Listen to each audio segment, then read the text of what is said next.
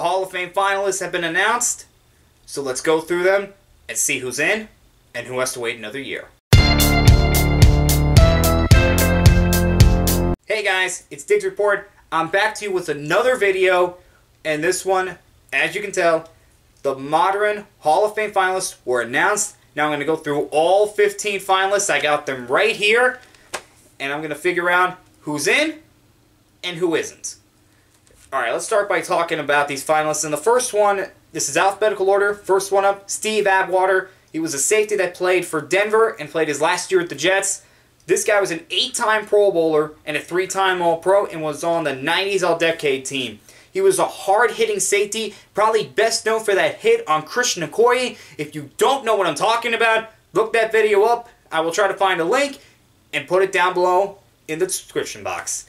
This guy was a hard hitter. He probably should be in the Hall of Fame right now, but you know, with DBs, seems like they've had to wait a while to get in. Look at some of the DBs and look how long they have waited. Next up is Tony Barcelone. This is a guy that is like a Terrell Davis. If he does not get hurt, he's probably in the Hall of Fame now. He probably was a first ballot Hall of Famer. This was the first ever Jaguars draft pick, and he lived up to expectation. This guy was a 5-time Pro Bowler and a 3-time All-Pro and was on the 90s All-Decade team. Let me tell you something. You look at the left tackles of that era, he was definitely up there, even if it was for a short time. But you know what? Again, if this guy did not get hurt, he would be in the Hall of Fame. It's that simple. Next up, you have Isaac Bruce. Everybody knows where Isaac Bruce is. He was one part of the greatest show on turf. Played for the Rams, also played for the Niners for his last few years. The guy was a 4-time Pro Bowler, and it was an All-Pro once. Now, he's had to wait a while. We all know what's going on with the wide receivers. Everybody's breaking the records that were set by the previous generation. Now you're thinking, how good were these guys if these records are already being broken? But you know what? Isaac Bruce, he was great for a long time in this league. I think he will get in one day. Whether he'll get in now, well, that's up to debate. Next up is Leroy Butler. He's another safety that played for the Packers back in the 90s. He was actually on their Super Bowl team. Probably don't remember him, but he was a big part of that team. He was a 4-time Pro Bowler, 4-time All-Pro, and was on the 90s All-Decade team. Another guy that probably should be in the Hall of Fame by now, Alan Fanika's up next. This is an offensive guard that played for the Steelers, also played for the Jets and the Cardinals, 9-time Pro Bowler, 8-time All-Pro, and was on the 2000s All-Decade team. This was one of the best interior linemen in the league. An interior lineman, they do not get enough credit for what they do. I mean, look at Jerry Kramer. He's one of the best guards of all time, and he had to wait a long time. He had to wait until he was a senior finalist just to get into the Hall of Fame. Don't mind my cat in the background. Torry Holt is up next. Along with Isaac Bruce, was a part of the greatest show on turf. Also played his last year with the Jaguars. Torry Holt was a 7-time Pro Bowler, a 2-time All-Pro, and was on the 2000s All-Decade team. Again with Bruce, it's only because these guys that are playing receiver right now are breaking all those records, and everybody's thinking, well, how good were these guys if these guys are breaking the records? Next up is Steve Hutchinson. He's another guard. He played for the Seahawks, the Vikings, and ended his career with the Titans. This guy was a 7-time Pro Bowler, 7-time All-Pro, 2000s All-Decade team. Let me put it this way. He blocked for Sean Alexander and Adrian Peterson, 2 of the best running backs of that time. This guy should probably be in right now, but again, guards do not get the credit that they deserve. Edgerrin James is up next. We all know where Edgerrin James is. Was picked 4th overall by the Colts back in '99. Also played for the Cardinals. Was actually on their Super Bowl runner-up team. And also played for the Seahawks one season. Edgerrin James, he's a 4-time Pro Bowler, 4-time All-Pro, and was on the 2000s All-Decade team. The problem with James, he probably would be in if he didn't have a little bit of an inconsistent career. He started off his career with back-to-back rushing titles, but kind of had some inconsistencies later in his career. John Lynch is up next. Now, how John Lynch is not in the Hall of Fame, I don't know. Played for Tampa Bay, was on their Super Bowl team. Also played for Denver. This guy was a 9-time Pro Bowler and a 4-time All-Pro. Why is Lynch not in the Hall of Fame? I don't know. This guy was a great safety. I mean, he did everything you wanted a safety to do. And I just don't understand why he's not in the Hall of Fame. Sam Mills is up next. This is probably the ultimate underdog of the Hall of Fame finalists. The reason? The guy was 5'9". He was 5'9", and he ended up being a 5-time Pro Bowler and a 3-time All-Pro. Played for the Saints and the Panthers. It was on the Panthers coaching staff when they went to their first Super Bowl. Sadly, he died of cancer soon after that Super Bowl, and I don't understand why he's had to wait so long to get into the Hall of Fame. This guy has a great story. Was on the Dome Patrol. It was him, Ricky Jackson, Von Johnson, and Pat Swilling. Probably the greatest linebacking core of all time. And yes, that includes the Steel Curtain. Look it up. The guy was terrific throughout his whole career.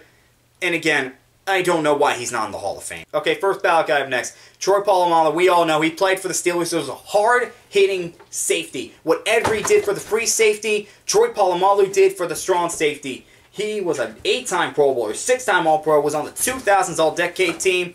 It's safe to say he's probably going to be a first ballot Hall of Famer. Richard Seymour is up next. Who remembers Richard Seymour? He was drafted by the Patriots in 2001, was on their first 3 Super Bowl teams, then gets traded to Oakland, and he actually became just as good, if not a better player when he was with Oakland than when he was with the Patriots. That's kind of rare. You see a guy leave the Patriots and ends up becoming just about the same player.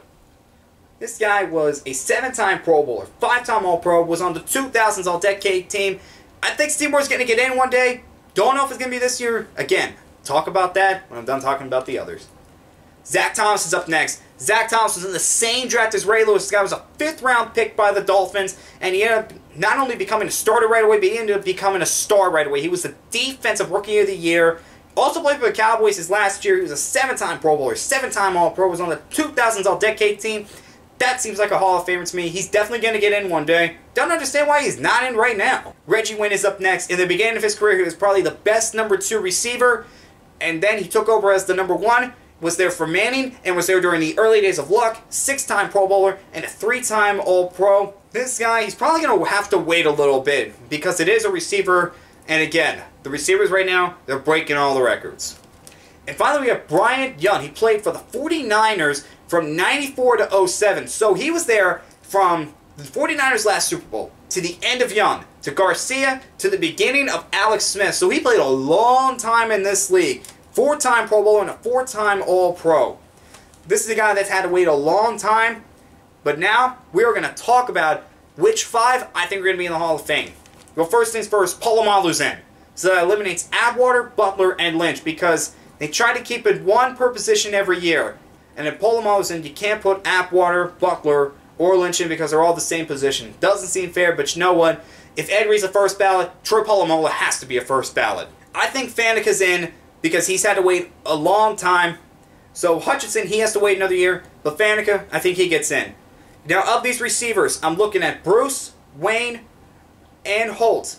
I'm going to put Holt in over those 2. The reason I'm putting Holt is because I think he's the better receiver of the 3. So I will put the better receiver in over Wayne and Bruce. So Torrey Holt, he's in. So far I have Al Faneca, Torrey Holt, and Troy Polamalu. Now Sam Mills, come on. How fitting would it be that in a game that appreciates the underdogs, that the ultimate underdog of the Hall of Fame finalists gets in? So Sam Mills, he is in. Now this last one, it's between Edgerrin James, Bryant Young, and Richard Seymour. Well, I'm going to eliminate Edgerrin James. I just think both Seymour and Young had more consistent careers than James. So out of these 2, who do I think I'm going to put there? I'm going to put Bryant Young in. I'm going to put Bryant Young over Richard Seymour because I just think Bryant Young, he's waited a long time. It's time to put him in. Seymour, he has to wait another year. So my 5 picks for the Hall of Fame finalists, modern. So my 5 picks for the Hall of Fame modern guys are Alan Faneca, Torrey Holt, Sam Mills, Troy Polamalu, and Bryant Young. And this seems like a really good list. You have guys that don't get enough credit for what they do. The ultimate underdog of the Hall of Fame modern finalists. A first ballot Hall of Famer that changed the way the strong safety position is played, and some guys that have waited a long time. I'm happy with this, and we'll see if I am right. And guys, let me know who you think are going to be in the Hall of Fame in the comments down below. And one more thing. Looks like the Cowboys are going to hire Mike McCarthy as their head coach, and I think that's a good idea. Mike McCarthy worked with Aaron Rodgers, and he turned Aaron Rodgers into one of the best quarterbacks of this era. Can he do the same for Dak Prescott? I don't know. But it's not a bad idea to hire a former head coach that knows how to work with quarterbacks. I think it could work out with the Cowboys. We'll see if it does. And I will see you guys next time.